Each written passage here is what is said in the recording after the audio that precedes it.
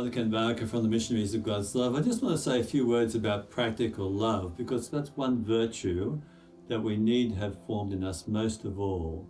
Jesus said that it's most important to love God with your whole heart, your whole soul, and your whole mind, and to love others as yourself. So we're talking about when Jesus says, love one another as I have loved you. Now in Greek, there's 4 words for love. The first is eros, which is like romantic, passionate love. The second is philia, which is like friendship love. And the third is storge, which is family love. Now, all those loves are important. But when Jesus says, love one another as I have loved you, he uses another word, agape, which is a self-giving love, a self-sacrificing love, which he brought to us most fully when he hung on the cross for our sake. It's dying to yourself for the sake of the other. So this agape love it means that I really will the good of the other person, and I want to do what I can for them. So it's an other-centered love. And those other 3 loves that I mentioned, they'll only really come to their fruition when it's being infused with agape love. So let's look at this then. To love one another as Jesus has loved us. Now, it's very hard to do. Why?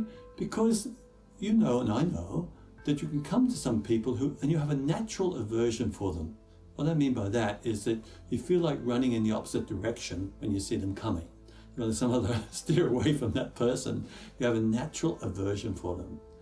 Now, Teresa of Lisieux teaches about this.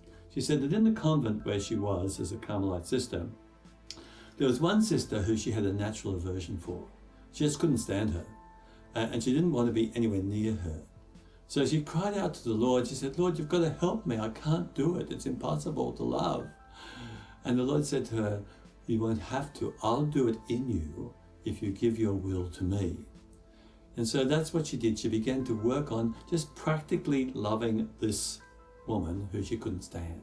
She did nice things for her and help her along and all that sort of thing. You know, after a year of this, they were together one time, and this woman said to Teresa, I don't know why it is, but of all the sisters in this convent, you love me the most. And Teresa thought she'd had a great victory because she had overcome her own aversion by the grace of God. So Christ living within her was able to give her the love that she couldn't have developed in herself. But she had to cooperate with the grace of God, you see, to do that. So Jesus, once in response to the question, who is my neighbor, told that story about the Samaritan traveler. Remember? First of all, the priest had gone down. He saw this man wounded by the wayside because robbers had sort of afflicted him, and the priest walked by. Then the Levite came down. He walked by too. But the Samaritan, when he was going down, it says that when he saw the man in such plight, having been robbed and beaten and left at the side of the roadside, his heart wrenched, it says. It was filled with compassion. And he had to do something for this man, to look after him. Jesus says, that's what it is to have your neighbor. That's what it is to love. It's the person next to you, it's the person near you, the person who's in need at this moment, that person we're called to love. And that's a decision.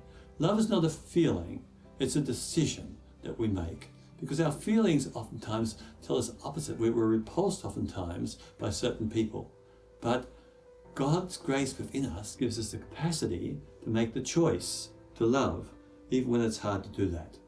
Rather than be indifferent, rather than to sort of put up some sort of barrier, but to break through that and to choose to love.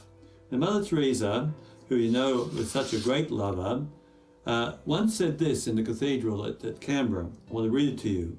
She said, at the end of life, we'll not be judged by how many diplomas we've received, how much money we've made, how many great things we've done. We'll be judged by, I was hungry and you gave me to eat. I was naked and you clothed me.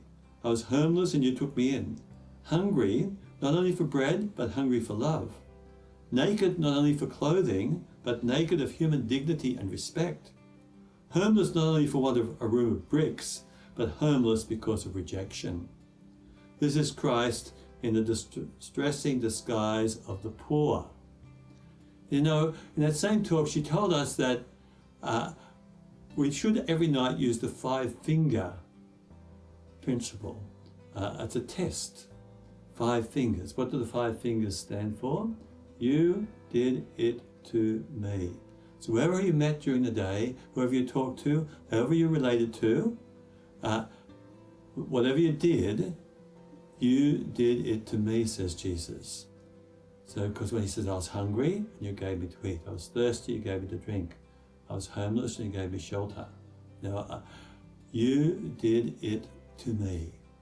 That's what we have to examine our hearts every night as we think of all our relationships and what happened during that day. We hear Jesus saying, you know, when you were angry at that person when they jumped in front of you in the queue, or when you cursed that person there, when you spoke harshly here, you did it to me. Let's use that as a little examination of our hearts, maybe now and each day, so that we can see that all of our relationships and all of our doings, they need to be infused with this love, the love that is in the heart of Jesus himself for every human person.